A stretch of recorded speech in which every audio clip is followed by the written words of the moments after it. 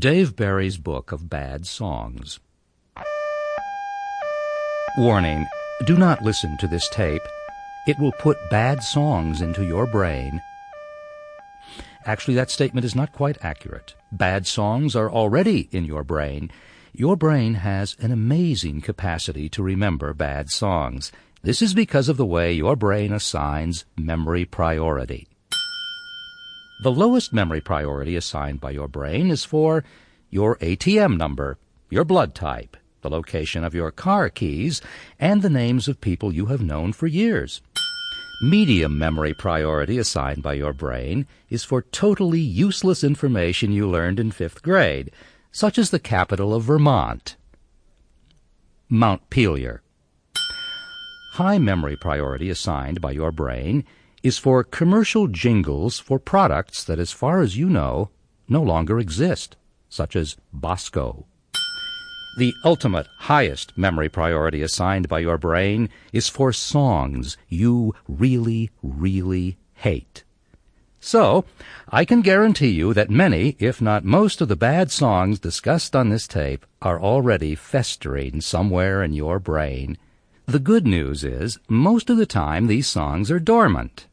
The bad news is, every now and then something will wake one of the songs up, and you will have a hard time making it go back to sleep.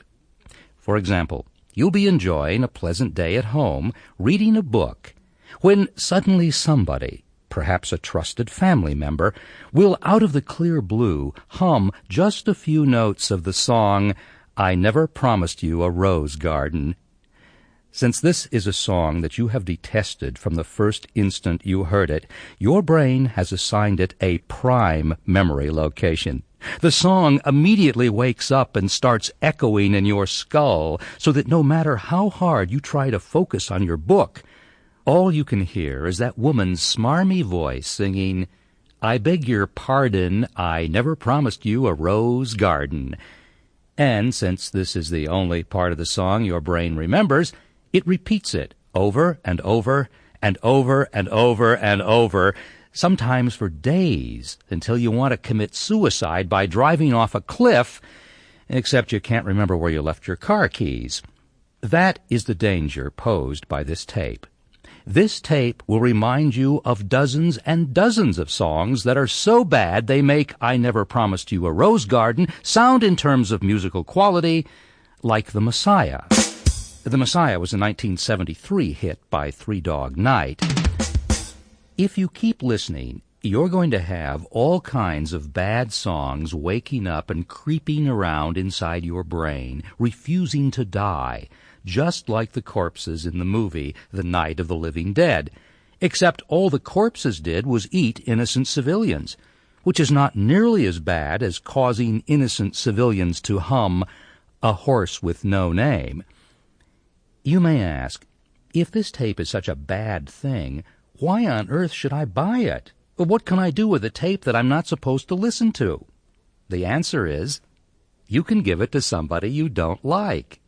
This tape is an extremely powerful psychological weapon.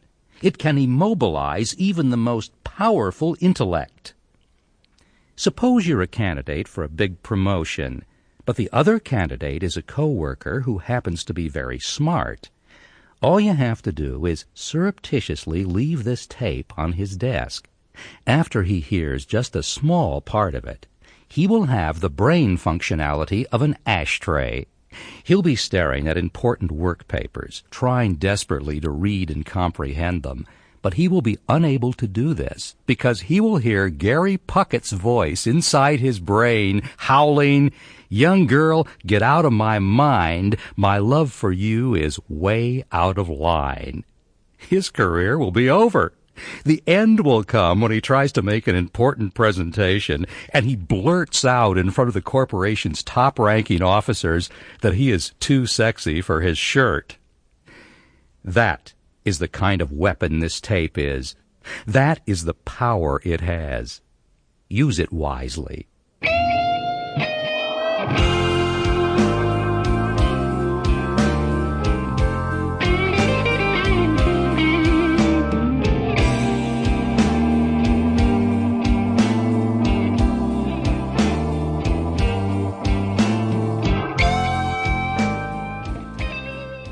This tape, like so many of the unpleasant things that we encounter as we go through life, is Neil Diamond's fault. Here's what happened. One day, back in 1992, I was doing what I am almost always doing, namely trying to write a newspaper column, despite the fact that I have nothing important or even necessarily true to say. In this particular column, I was complaining about the fact that they never play any good songs on the radio. Now, when I say good songs, I, of course, mean songs that I personally like. For example, I happen to love Twist and Shout as performed by the Isley Brothers. And as far as I'm concerned, oldies format radio stations should be required by federal law to play this song at least once per hour. But they hardly ever play it. Instead, they play Love Child as performed by Diana Ross and the Supremes, which is a song that you can listen to only so many times. When I say only so many times, I mean once. And if they ever do play Twist and Shout, for some bizarre reason they play the Beatles version, which, according to mathematical calculations performed by powerful university computers, is 1/10,000th as good as the Isley Brothers version. So anyway, in this column I was ranting about songs that I don't particularly care for, and I happened to bring up Neil Diamond. I didn't say I hate all Neil Diamond songs. I actually like some of them. For example, I really like Play Me, especially the part where Neil sings, "Song she sang for me, song she brang to me." Here's exactly what I wrote. It would not trouble me if the radio totally ceased playing ballad-style songs by Neil Diamond. I realize that many of you are huge Neil Diamond fans, so let me stress that in matters of musical taste, everybody is entitled to an opinion, and yours is wrong. Consider the song I Am, I Said, wherein Neil with great emotion sings, "I am, I said, to no one there, and no one heard at all, not even the chair." What kind of line is that? Is Neil telling us he's surprised that the chair didn't hear him? Maybe he expected the chair to say, "Whoa, I heard that." My guess is that Neil was really desperate to come up with something to rhyme with there, and he had already rejected "So I Ate a Pear," like Smokey the Bear, and "There Were Nits in My Hair." So that was what I wrote. A restrained, fair, and totally unbiased analysis of this song. Who could possibly be offended? Well, you think Salman Rushdie got into trouble. It turns out that Neil Diamond has a great many serious fans out there, and virtually every one of them took the time to send me an extremely hostile, spittle-flecked letter. In a subsequent column, I combined the key elements of these letters into one all-purpose, irate Neil Diamond fan letter, as follows. Dear Puke Nose, just who the hell do you think you are to blah blah a great artist like Neil blah, more than 20 gold records blah blah? How many gold records do you have, you scum-sucking wad of blah? I personally have attended 1,794 of Neil's concerts blah blah. What about Love on the Rocks, huh? What about Cracklin' Rosie blah blah? If you had 1/10 of Neil's talent blah blah. So I listened to Heartlight 40 times in a row, and the next day the cyst was gone and the doctor said he had never seen such a rapid blah blah. What about Play Me? What about Songs Sung blah? Cancel my subscription if I have one. The thing is, I got at least as many letters, just as strongly worded, attacking Neil Diamond. But that was just the beginning. I got a whole lot more letters from people who wanted to complain about other songs that they hated to hear on the radio, and these people were angry. These people were advocating the use of tactical nuclear weapons against the next radio station to play, for example, American Pie. I have, in my 20 years as a newspaper columnist, written about many vitally important issues: politics, the economy, foreign policy, mutant constipated worms, etc. And none of these topics has ever stirred up so much passion in the readers as the issue of bad songs. People were stopping me on the street, grabbing me by the shirt, and with cold fury in their eyes, saying things like, "You know that song about pina coladas? I hate that song! I hate it!" So I realized that I had tapped into a throbbing artery of emotion. I realized that Americans, who are so often accused of not being interested in or informed about the issues, care very deeply about song badness. I also realized that by probing deeper into this subject, I had a chance to do something that could provide a truly significant benefit to the human race. Namely, I could get an easy column out of it. And thus, I decided to conduct the Bad Song Survey. I asked my readers to vote for what they considered to be the worst songs, the songs that caused them to poke finger holes in their car radios in their desperate haste to change the station. The response was unbelievable. I think more people voted in the Bad Song Survey than in the presidential election. Certainly the bad song voters were more enthusiastic. Here are some typical quotes from the voters. The number one worst piece of pus-oozing, vomit-inducing, camel-spitting, cow-phlegm song ever in the history of the solar system is Dreams of the Everyday Housewife. I'd rather chew a jumbo roll of tinfoil than hear Hey Paula by Paul and Paula.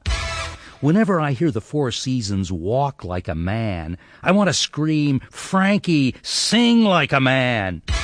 I wholeheartedly believe that Ballerina Girl is responsible for 90% of the violent crimes in North America today.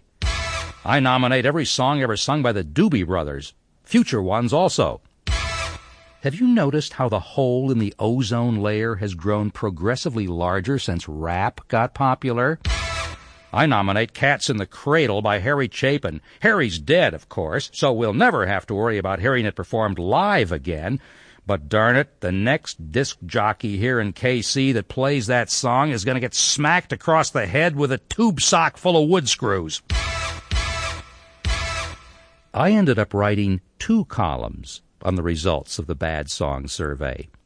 These columns generated still more mail, some from people who wanted to cast additional votes. I can't believe you left out Eve of Destruction. I hate that song.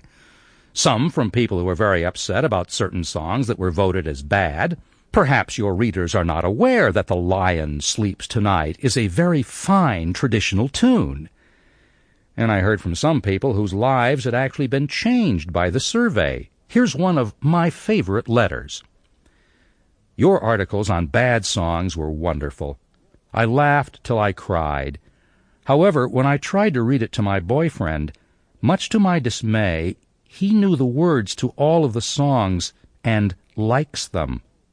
I had to repeatedly stop reading so he could sing each one, and then listen to his exclamations of, "What's wrong with that one?" and "He doesn't like honey?" etc. I knew he was a sentimental fool, but had no idea how bad his taste was. Now I'm afraid we're too incompatible to continue the relationship. Thanks a lot. Susan Bolton. Alone again, naturally. And that was not the end of it. I don't think there ever will be an end to it.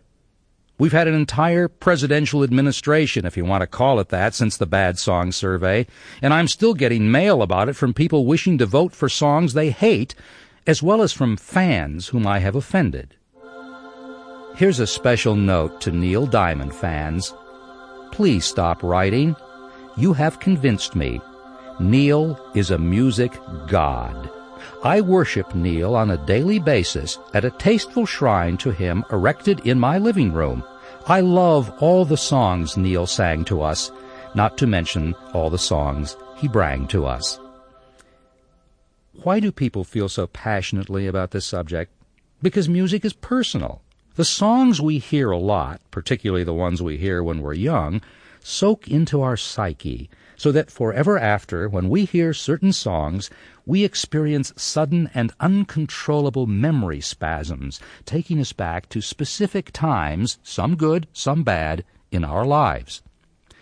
For example, I cannot hear a Beach Boys car song without being immediately transported back to the summers of 1962 through 1965. Those were good summers for me. I was in high school and had never heard of gum disease, and Beach Boys' car songs got played on the radio all the time, and I've loved them uncritically ever since. To this day, when I'm alone in my car, if the radio plays Shut Down, a song about two guys drag racing, one driving a Corvette Stingray and the other driving a Dodge with a 413 engine, whatever the hell that means, I'll crank the volume all the way up and sing along. Pedals to the floor, hear his dual quads drink, and now the 413's lead is starting to shrink. On a technical level, I have no idea what the Beach Boys mean by the term dual quads. I'm not a car guy. I'm the kind of guy who, if there's a warning light on my dashboard that won't go away, will repair it by putting a piece of duct tape over it. But that doesn't matter. What matters is that when I'm singing along to Shut Down, I'm no longer a middle-aged guy driving to the laundry to pick up my shirts.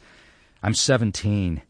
And it's a summer night with tantalizing possibilities of adventure and romance hanging semi-palpably in the humid air.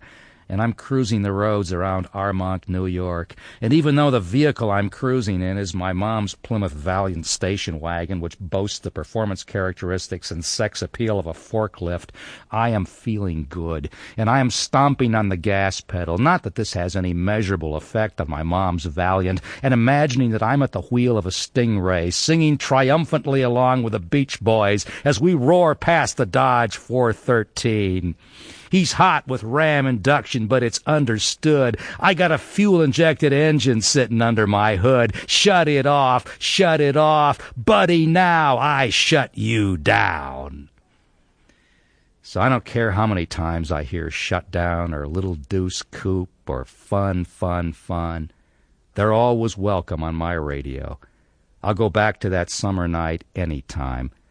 On the other hand, I've always had a violent hatred for I Got You, Babe, because when it came out back in 1965, it was presented as some kind of anthem that spoke for America's youth, whereas in fact it was a flagrantly inane song. Quote, so put your little hand in mine, there ain't no hill or mountain we can't climb.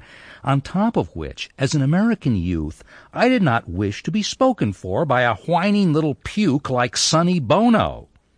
So songs evoke powerful emotions, both positive and negative. I think the negative ones tend to be stronger because, as noted in the warning on this tape, your brain, as part of its lifelong effort to drive you insane, insists on remembering the songs you hate and playing them over and over and over. That's why people still write and talk to me about the Bad Song Survey. They seem to have this powerful need to get their feelings about certain songs out into the open. Somehow this makes them feel better.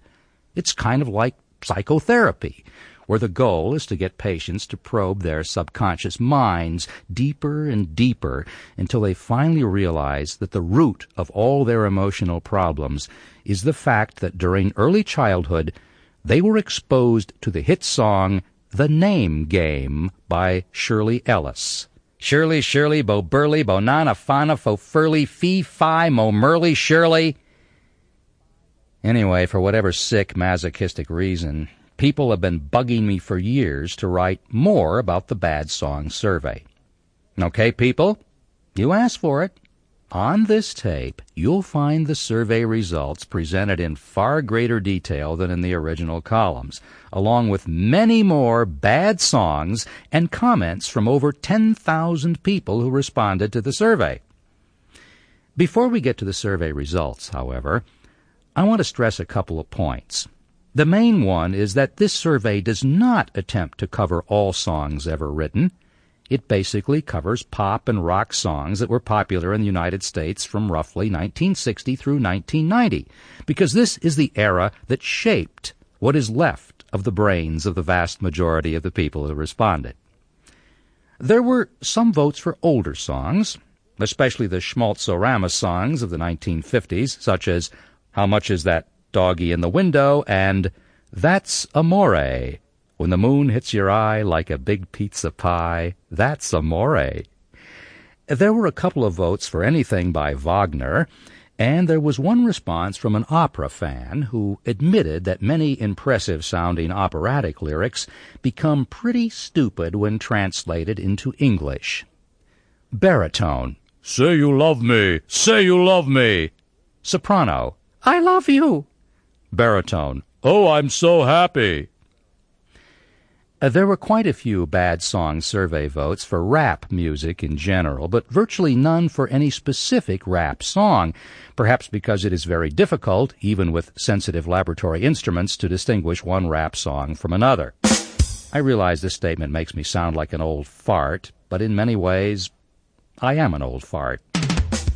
And obviously, since the survey was conducted in 1992, there are no votes for songs that have become popular since then. I think this is okay. To qualify as really bad, I think a song has to be sincerely hated by a lot of people for a minimum of 5 years. Also, I arbitrarily ruled out certain songs, even if they got a lot of votes. For example, many people voted for two legendary songs by the Rivingtons, Papa Mau Mau and The Bird's the Word. Quote, "The bird, bird, bird, bird is the word." These songs are bad, yes, but the Rivingtons were obviously trying to be bad, and they succeeded spectacularly, which means these songs are good. For a song to qualify as truly bad, the artist had to be trying on at least some level to be good. For this reason, I ruled out the novelty songs that are clearly intended as jokes, such as The Purple People Eater, Itsy Bitsy, Teeny Weeny Yellow Polka Dot Bikini, Short Shorts, Alley-oop, Does Your Chewing Gum Lose Its Flavor on the Bedpost Overnight, Transfusion, Monster Mash, Grandma Got Run Over by a Reindeer, and The Ballad of the Green Berets. This guy was kidding, right? Using similar reasoning, I ruled out the whole enormous category of country music, which has a long-standing tradition of songs with deliberately comical titles. Drop Kick Me Jesus Through the Goalposts of Life, I've Got Tears in My Ears from Lying on My Back While I Cry in My Bed Over You, The Only Ring You Gave Me Was the One Around the Tub, Take the Dice Away from the Baby, Mama, Before He Craps All Over the Floor, Get Off the Stove, Grandma, You're Too Old to Ride the Range, etc. So I'm not saying this tape presents a definitive list of all the bad songs ever. It's just a bunch of arbitrarily selected ones from a survey of my readers, bless their twisted little minds. But believe me, there are plenty of bad songs in here. In researching this tape, I spent weeks squatting on the floor, sifting through huge mounds of survey response postcards, virtually every one of which triggered some god-awful song in my brain. My Boy Lollipop, You Make My Heart Go Giddy Up. It was painful, but I did it. I did it for you. You, Bo-boo, Bo-nana-fana fo-foo, Fee-fi mo-moo, you.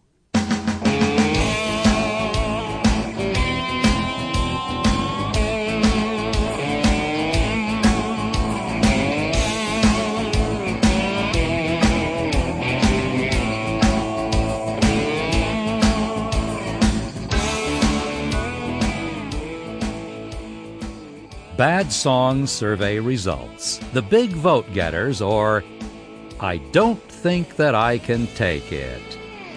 I won't keep you in suspense. The worst song in modern history, at least in the opinion of the people who responded to the Bad Song Survey, is, better sit down and put your head between your legs, MacArthur Park, the 1968 hit written by Jimmy Webb and sung hyper-dramatically by Richard Harris.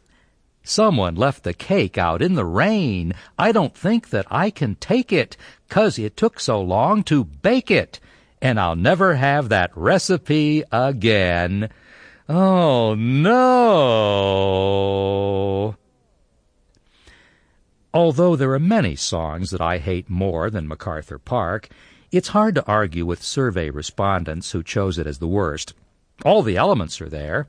A long song with pretentiously incomprehensible lyrics that was popular enough to get a huge amount of airplay and thus was hammered deeply and permanently into everybody's brain. Most of the votes for this song included some comment along the lines of, "What the hell is this song about?" Naturally, it turns out that there is a small but vocal group of people who like, even love, MacArthur Park. After the survey results were published, these people wrote me irate letters arguing that this song is a masterpiece and that the people who hate it do not understand that the cake is a metaphor. This is known in legal circles as the metaphor defense. My response is, okay, maybe it's a metaphor, but it's a really stupid metaphor. One of the people who voted in the survey, Lee Jones, told this amusing story. During high school, I played electric bass in the school jazz band. The night of the final spring concert, we were performing one of our band director's favorites, MacArthur Park, a song well established in the pretentious trash Hall of Fame. We got to the very end of the song. The band plays bomb, bomb, bomb. The band director pauses to give the signal for the last crashing chord. George Roth, a senior trombonist, stands up in the front row, slaps his forehead, and says, "Oh, Jesus, the cake!" What I think really put MacArthur Park over the top on the Bad Song Survey hostilometer is the fact that in 1978, just when it had started to fade from the national consciousness, it was brought back to life, Jason-like, by Donna Summer. This meant that in addition to the length factor and the cake factor, you suddenly had the disco factor. Donna Summer also sang another song that got some votes in the Bad Song Survey. This is Love to Love You Baby, which is about 3 hours and 52 minutes of Donna singing the words, "I love to love you, baby," and moaning like a person in the throes of either uncontrollable passion or severe intestinal distress. Speaking of intestinal distress, the number 2 song in the Bad Song Survey was Yummy, Yummy, Yummy, I Got Love in My Tummy, the 1968 hit by Ohio Express. This is the same group that later did Chewy Chewy, which is not to be confused with another much-hated song, Sugar Sugar, which was performed by the Archies, who were so soul-free they made Ohio Express sound like Wilson Pickett. The Archies and Ohio Express, along with such bands as 1910 Fruit Gum Company, perpetrators of Simon Says, were part of a genre of music known as bubblegum, which gets its name from the fact that many people would jam wads of used bubble gum in their ears to avoid hearing it. Yummy, Yummy, Yummy is an excellent example of the bubblegum form. It's a love song, a sensitive, lyrical expression of romantic yearning, a plaintive, passionate plea worded thusly. Yummy, yummy, yummy, I got love in my tummy, and I feel like loving you. Talk about your poetry. What woman could resist? One interesting fact about Yummy, Yummy, Yummy is that Ohio Express did not do the worst version of it. A much worse version, so bad that it is wonderful, was performed by actress Julie London. Her version is part of another distinct genre of bad music. Quote, songs performed by actors who unfortunately do not have any friends courageous enough to tell them that although they might be good at acting, when it comes to singing, they suck. If you want to hear some great examples of this genre, you should get a hold of a CD put out by Rhino Records called Golden Throats, which includes William Shatner performing Lucy in the Sky with Diamonds and Mr. Tambourine Man, Leonard Nimoy performing Proud Mary, Mae West performing I Swear I Am Not Making Any of This Up, Twist and Shout, Eddie Albert performing Blowin' in the Wind, Sebastian Cabot performing It Ain't Me, Babe and Like a Rolling Stone, and Jack Dragnet Webb, Jack was once married to Julie London, this cannot be a coincidence, performing a version of Try a Little Tenderness that is guaranteed to void even the strongest bladder. But getting back to the Bad Song Survey, The song voted the third worst, speaking of love in a tummy, was Your Hat. Sample complete. Ready to continue?